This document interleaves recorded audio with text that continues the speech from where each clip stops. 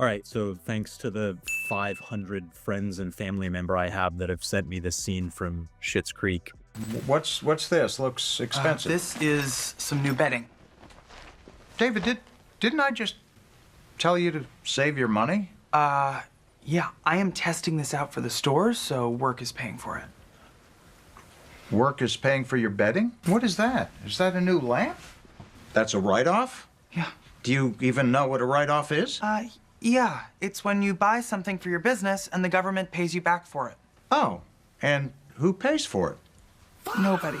You write it off. Who writes it off? I don't know. The write-off people.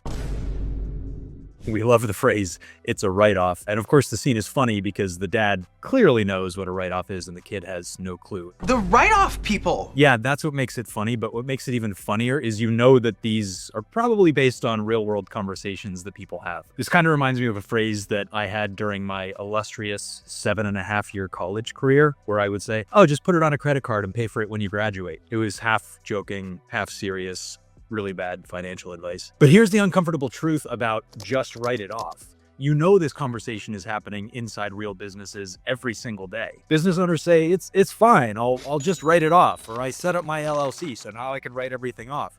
But too few people slow down to ask what that actually means. So let's be a little more precise. A write-off is just a tax deduction. It reduces your taxable income. It does not reduce your tax bill dollar for dollar the way, say, a tax credit would. So yeah, you can spend $1,000 on something deductible, and that may save you $300 or $350 of federal tax and a little bit more in state tax, but you still had to spend the $1,000. So even if you've saved $300 on your taxes, you're still out $700. That's not free, that's just discounted, which is nice, but there's a difference. So here's the simple math. Look at your after-tax cost of an item. Take your purchase price and subtract your purchase price times your marginal tax rate. So if you buy a really nice $5,000 laptop and you have a 32% tax rate between state and federal, you're gonna save $1,600 on your taxes. But your after-tax cost is still $3,400. That laptop still cost you $3,400. It's still pretty real money. Maybe for $1,500, you could get a laptop that's just as good, and you're still gonna get a write-off with that. But there's still a lot of cash leaving your business. And this can be a really dangerous mindset.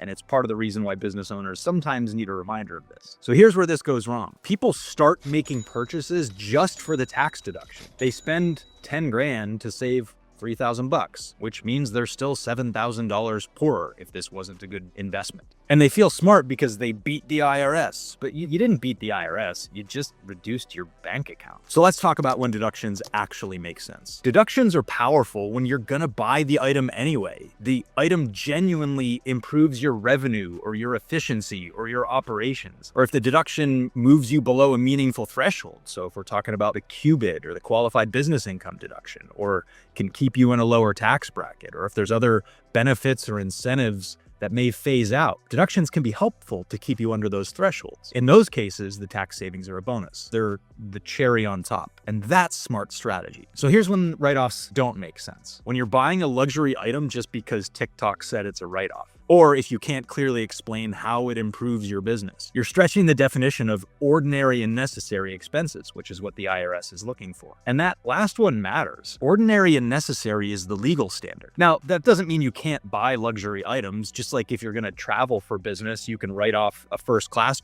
ticket just like you would an economy ticket. But if it doesn't meet that test, you're not being strategic. You're creating audit risk potentially. Tax strategy is not about spending more. It's about structuring what you're already doing and what already makes sense for your business and your life in the most efficient way possible. Good strategy starts with, what does your business actually need? Then we can optimize around that. Bad strategy starts with, how can I buy something to lower my taxes? That's backwards. So the next time someone says, just write it off, ask them, write it off against what income and at what marginal rate? And what's the actual after-tax cost? And if they can't answer those questions, they're guessing. And you shouldn't build financial decisions on guesses. So back when I was in college, I actually ran a house painting business. And I talked to my dad, who was a pretty successful entrepreneur, and I was telling him how I was gonna buy a digital camera so I could take pictures of the houses that I was painting, and it would be cool because it would be a write-off. And he explained to me, yeah, but you still have to spend that money. So sure, you'll have a digital camera, and